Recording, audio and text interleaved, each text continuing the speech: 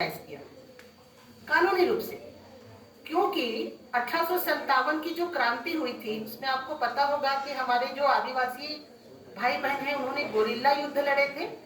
और आपको ये भी बता दूं कि हमारे जो ट्रांसजेंडर बहनें थे उनके उस समय घराने होते थे, लाहौर, दिल्ली, जयपुर और कोलकाता। इन घरानों में जो क्रांतिकारी होते थे वो वहां पे छुपा करते थे।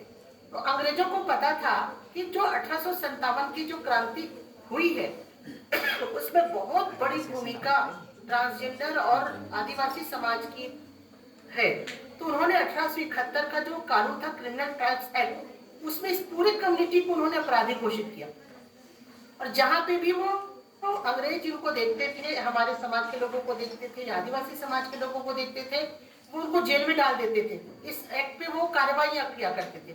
और इवन जब ये भारत आजाद हुआ, भारत का संविधान लिखा गया, तो भी जो ट्रांसजेंडर है वो यथावत क्रिमिनल बने ही रहे। उस समय उस कानून का नाम पड़ गया था हैबिचुअल ऑफेंडर्स एक्ट 1952।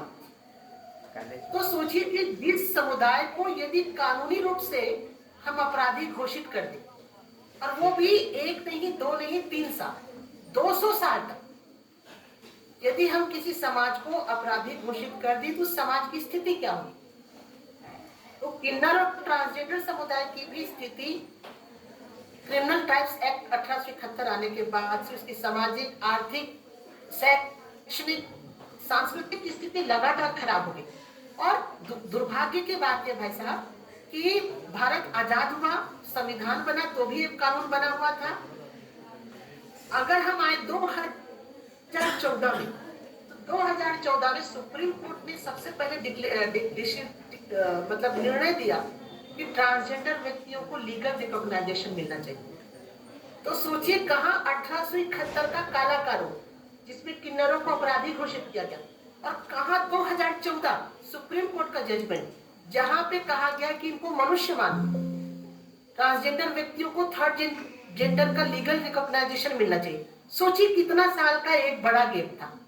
और इतने बड़े गैप में निश्चित रूप से किसी भी समाज का जो अस्तित्व है वो खत्म हो ही जाएगा। और इसका हम देखते हैं कि जो ट्रांसजेंडर व्यक्ति है उनको स्टिग्मा के रूप में समझा जाने लगा, उनको घर से निकाल दिया जाने लगा। आज भी ट्रांसजेंडर व्यक्ति है अपने मूलभूत अधिकारों से वंचित है। आज भी वो 15-16 साल की उम्र में घर से बाहर निकल जाते हैं, उनके पास कोई जॉब नहीं होता, तो वो या तो कहीं पे भिक्षावृत्ति करते हैं या 2 वक्त की रोटी के लिए अपना तन को भी बेच देते हैं। आज भी ट्रांसजेंडर व्यक्तियों के अधिकारों के संरक्षण के लिए कोई व्यवस्थाएं नहीं है।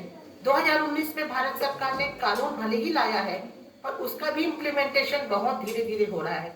तो मैं तो यही कहना चाहूंगी कि एक समय था जिसके कारण स्थितियां खराब हुई, पर आज स्थितियां बदल रही हैं। आप पेपर में पढ़ते भी होंगे, हमारे छत्तीसगढ़ में 31 ट्रांसजेंडर पुलिस कांस्टेबल बने हैं।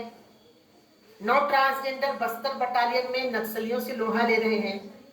रायगढ़ की महापौर ट्रांसजेंडर थी, शबनम मौसी को आप जानते हैं। कोलकाता में एक प्रिंसिपल थी, ट्रांसजेंडर थे। इवन बिलासपुर हाई कोर्ट में 3 ट्रांसजेंडर एडवोकेट हैं।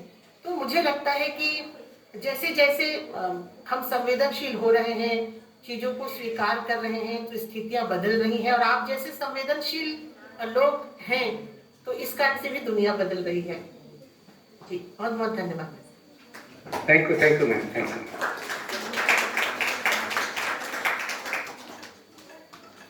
और किसी का कोई क्वेश्चन है? सर, किसी का कोई